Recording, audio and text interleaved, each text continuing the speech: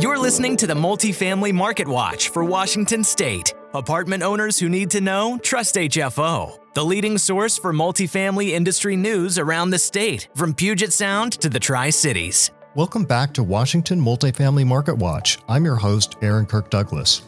The top news this week: the bid to construct missing middle housing is one crucial step away from the governor's desk. The House Finance Committee made a surprising change to the real estate excise tax on Friday, and not for the better. Other legislative bills made it past Wednesday's final hurdle towards becoming law as well. This Washington Multifamily Market Watch is co-sponsored by Gantry Inc., the nation's largest independent mortgage broker, and by J.R. Johnson, experts in multifamily restoration and repair work. Now on to our news briefing. Here's the current status of housing bills in the Washington State Legislature. First, one bill opposed by the multifamily industry that has already been signed into law. Effective July 23rd, mobile home communities that go up for sale in Washington will require offering residents the right to compete for the purchase of that community. Residents will have a set time to respond to the notice of their intention to buy the property. As an alternative to the 2-year notice period, landlords may pay relocation assistance of $15,000 for a double-wide or multi-section home, or $10,000 for a single-wide, plus the greater of 50% of the assessed market value of the home, or $5,000 plus the cost of disposal. Thus, the cash payments to tenants would be a minimum of $15,000 each. The tenants must also be provided 12 months written notice to vacate. Bills opposed by the multifamily associations around the state that are moving forward.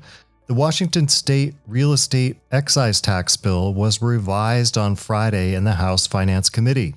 Previously, the bill proposed expanding the real estate excise tax to 4% on transactions above $5 million, but the committee scrapped that increase. Instead, they approved a revision that changed the maximum tax on transactions over $3.025 million from 3% to 3.5%.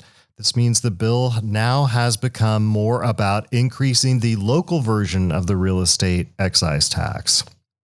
During the revision process, the House Finance Committee debated exempting market rate multifamily properties from this tax increase, but ultimately voted against it. Additionally, the committee discussed whether city councils should be allowed to increase the REIT tax without citizen approval. Still, most committee members voted against putting REIT tax increases on local ballots. This newly revised bill would allow local governments to increase taxes by 0.25% on all transactions on top of the 0.5% most cities already charge. For example, this could add another $1,250 to the price of a $500,000 home. The second substitute, House Bill 1628, passed out of the committee on a vote of 8-5, with a do-pass recommendation. However, it's important to note that legislators voting in opposition to this amended bill included Cindy Jacobson of Puyallup, Ed Orcutt of Kalama, Amy Whalen of Kirkland, Stephanie Barnard of Pasco, and Drew Stokesbury of Auburn. Substitute House Bill 1074, governing security deposits and landlord claims for damages to residential premises, is up for final passage. This bill would include the following. As a landlord, you must provide a signed checklist to your tenant when they move in, detailing the property's condition and any existing damages. If you fail to provide the checklist, you could be responsible for refunding the full security deposit. You cannot withhold deposits for normal wear and tear on the property, and if you need to keep part of the deposit for damages, you must provide estimates or invoices within 30 days of the tenant moving out. Landlords cannot charge for routine carpet cleaning as part of normal wear and tear. Also moving forward is Senate Bill 5197, which changes eviction notice forms and modifies specific eviction processes. Bills supported by the rental housing industry that are moving forward can include House Bill 1110, which made it through the Senate on a bipartisan vote of 35-14. This bill gives the green light to duplexes, triplexes, and fourplexes currently not permitted in large parts of the state because of invisible walls created by local zoning rules. House Bill 1110 would override those rules for large metro areas while leaving out most of rural Washington and some wealthy enclaves. Also greenlit is House Bill 1337, which aims to encourage the development of backyard cottages and mother-in-law apartments, also known as accessory dwelling units or ADUs. Currently limited to 1,000 square feet and 24 feet in height, ADUs have become a popular housing solution this year. The state Senate has passed the bill with strong support, and it's considered the most ambitious ADU proposal this session. A recent change in the bill introduced by Senator Liz Lovelett removed amendments that would have allowed local governments to impose parking requirements, which could have hindered ADU growth. One ADU-related bill may improve the availability of affordable housing. Senate Bill 5045 would provide incentives for renting an ADU to low-income households. The bill would exempt ADUs for taxation for 3 years if they have been renovated or improved. In addition, the rent charged must not exceed 30% of the tenant's income. House Bill 1293 would streamline development regulations by accelerating the permitting and design review by committee process.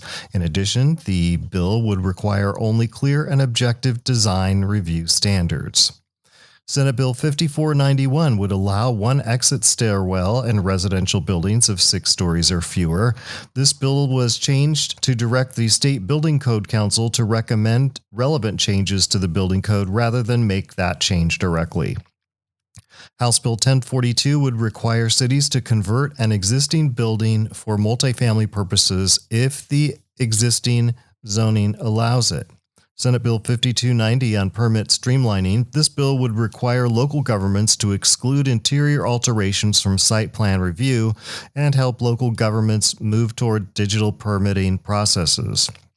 This bill was introduced in the House after a public hearing and was referred to appropriations on March 28th.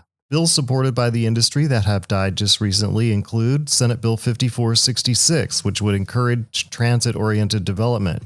Urbanists saw it as a way to reduce urban sprawl and increase affordable housing stock while shortening commutes. Senators liked it, but representatives in the House did not. However, some form of the idea is expected to return in the next legislative session. And finally, in other news, the Portland Tribune reported this past week that Clark County is growing while Portland and Multnomah County's populations are shrinking. According to the World Population Review, Clark County grew more than 3% from 2020 to 2021 and another 1.5% from 2021 to 2022.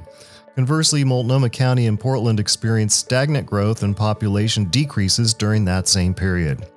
Clark County also reports a 76% increase in population among Black, Indigenous, and people of color from 2010 to 2020.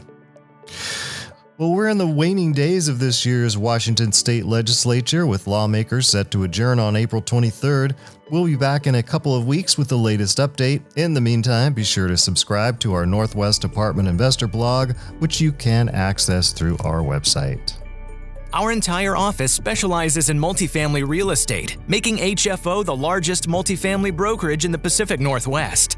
Your success is our passion. Build your legacy with HFO. Call 503-241-5541 or visit our website at hfore.com for more information. HFO is an affiliate of the Global Real Estate Advisor Network.